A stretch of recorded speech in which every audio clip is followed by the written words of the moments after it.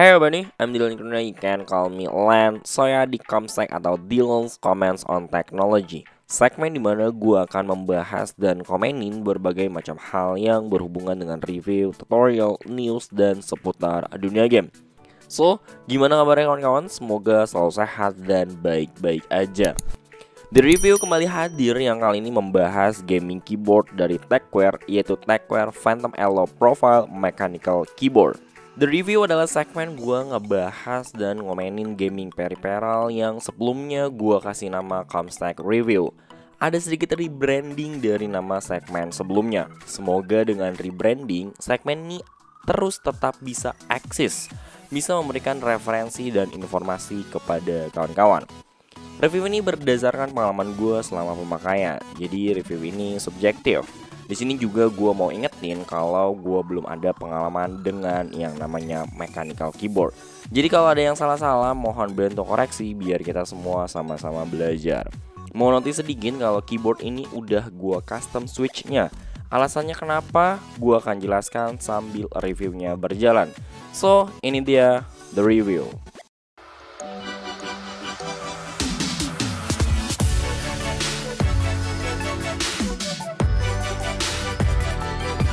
Kita awali dari desainnya dulu.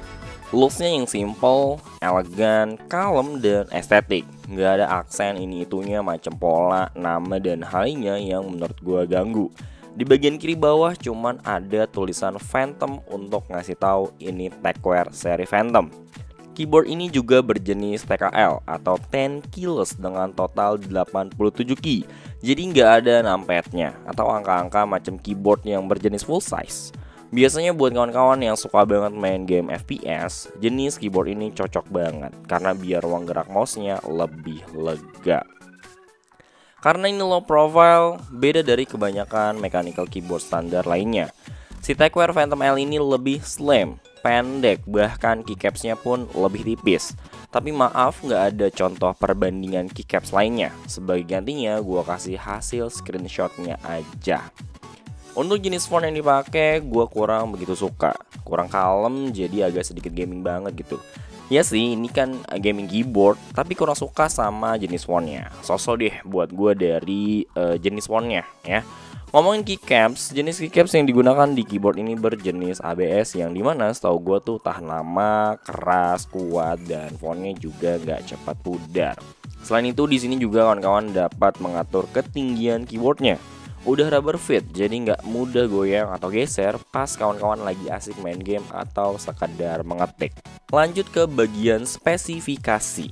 Untuk Tecware Phantom Elo Profile ini menggunakan switch OTEMU dengan beberapa pilihan warna switch. Di antaranya red seperti unit yang gue pakai sekarang, brown, dan blue.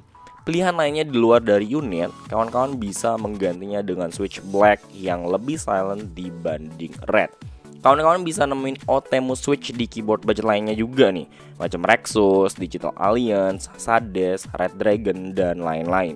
Dan biasanya keyboard dengan switch OTEMU ini lebih terjangkau harganya dibanding dengan switch kebanyakan seperti Cherry MX, Romer G, dan lain-lain. Selain itu, switch ini bisa lepas pasang. Jadi semisal ada salah satu switch yang rusak atau kurang berfungsi dengan baik, kawan-kawan bisa lepas aja dan ganti dengan yang baru. Karena selama 1 tahun gue pakai ini keyboard, mulai dari nge-game, ngetik-ngetik, desain, dan kegiatan lainnya, ada beberapa switch yang kurang berfungsi dengan baik. Terkadang harus dilepas dan pasang lagi baru berfungsi dengan baik.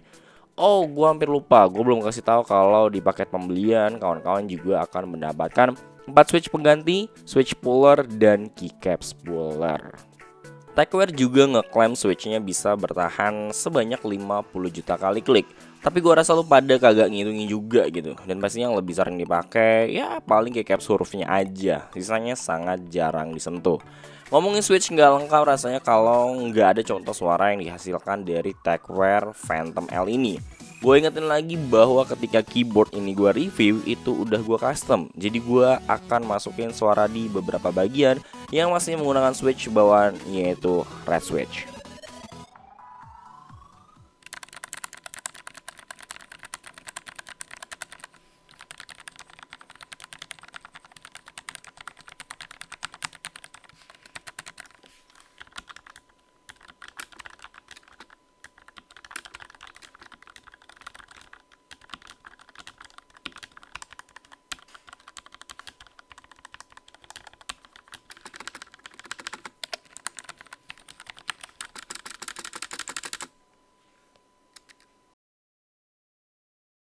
Keyboard ini juga udah RGB dengan 18,1 juta warna. Punya 18 mode RGB yang kawan-kawan bisa atur menggunakan shortcut dengan menekan tombol function plus insert, function plus home, dan lain-lain. Bisa juga mengatur kecerahan melalui tombol function arrow dan juga terdapat software yang bisa mengatur jenis RGB-nya. Bisa atur tombol media juga di bagian F1 sampai F12. Bisa atur tombol makro yang gue juga kurang paham penggunaannya, jadi mohon maaf gue skip aja bagian ini. Untuk RGB sendiri menurut gua warnanya kalem ya, menyebar merata gitu ke seluruh keycaps dan pastinya enak buat dilihat. Berat keyboard ini di 589 gram yang dimana menurut gua termasuk ringan untuk kelas mechanical keyboard yang rata-rata 800 sampai 900 gram. Bodinya juga terbuat dari metal, di bagian kabelnya udah USB Type-C, gold plated dan juga detachable. Jadi bisa dicopot, pasang, dan dirapihin. Nggak cuman itu, kabelnya juga udah braided, jadi makin bikin solid. Masuk ke bagian build quality nih. Menurut gua keyboard ini udah solid banget. Dengan ngeliat bodinya terbuat dari metal, keycapsnya berjenis ABS, dan asiknya si kabelnya juga udah braided. Jadinya lebih tahan lama. Keyboardnya juga nggak ringkih ya ketika ditekan-tekan atau apalah yang namanya ya kan. Pokoknya begini nih, itu juga udah solid, udah kokoh, jadi nggak takut kenapa-napa. Di dalamnya juga udah ada semacam peredam ya, tapi gue kurang paham fungsinya apa dan sepengaruh apa peredam tersebut. Maksud gue ya, sepengaruh apa gitu ya kan. So, udah mau menuju akhir, jadi kita masuk ke kesimpulan yang gue sertakan kekurangan dan kelebihannya. Kita mulai dari kekurangannya. Kurangnya dari keyboard ini adalah kurangnya konsisten di tiap switchnya. Jadi terkadang ada beberapa yang kurang berfungsi ketika kita nekan salah satu tombolnya. Jadi harus dicopot terus pasang lagi switchnya. Semoga karena ini adalah unit yang gue dapetin aja. Atau mungkin karena sudah pemakaian kurang lebih dari 1 tahun. Solusinya adalah kawan-kawan tinggal beli switch baru aja. Harganya bervariasi mulai dari 4.000 sampai seterusnya.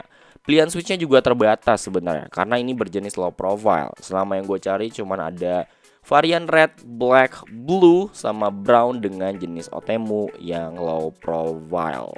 Terus gampang kesetrum karena bodinya dari metal.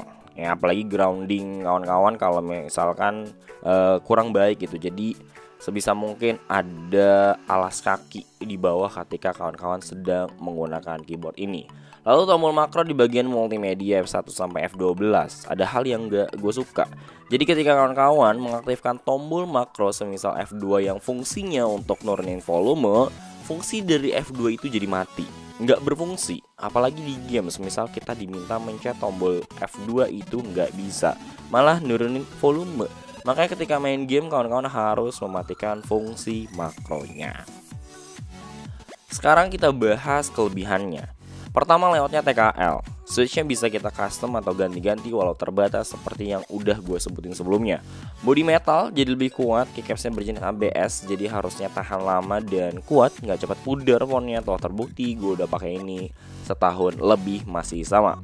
Kabelnya udah braided, USB Type-C, gold plated juga dan bisa dilepas pasang jadi enak dibawa kemana-mana atau dirapihinnya. Lalu dengan harga kisaran 650 ribuan, kawan-kawan udah dapetin semua yang udah gua jelasin di atas. Selama gue pakai 1 tahun lebih ini, gue udah sangat nyaman ya. Nyaman banget dengan segala pekerjaan yang gue lakuin. Dari mulai nge-game, browsing, bikin script buat YouTube, desain, editing video, dan aktivitas lainnya. Tinggal kembali ke kawan-kawan, apakah tertarik dengan mechanical keyboard berjenis low profile ini? Dan terakhir seperti yang gue bilang di awal video, ini keyboard udah gue custom switchnya. Di sini gue pakai jadi 3 jenis switch. Ada yang black karena berasa lebih silent dibanding red, dan juga brown yang gue pasang di bagian ASDW, arrow, space, sama escape. Karena tombol ini yang paling sering gue pakai ketika main game. Biar lebih dapat aja feelnya gitu ketika nekan. Jadi sensasi gue main game lebih berasa. Mungkin next gue akan coba switch blue biar lengkap ya. Terus nggak cuman gue ganti, semua switchnya juga udah gue kasih pelumas atau biasa dikenal lubing, jadi berasa lebih asik lagi. Itu aja review dan komen gue soal TechWare Phantom Elo Profile. Jika ada kritik dan saran, kawan-kawan bisa tinggalin aja di kolom komentar agar gue bisa lebih baik lagi. Semoga bisa menjadi referensi dan informasi yang bermanfaat untuk kawan-kawan. Kita akan bertemu di review berikutnya. Thank you very much. Be better and be happy. Have a nice day and dadah.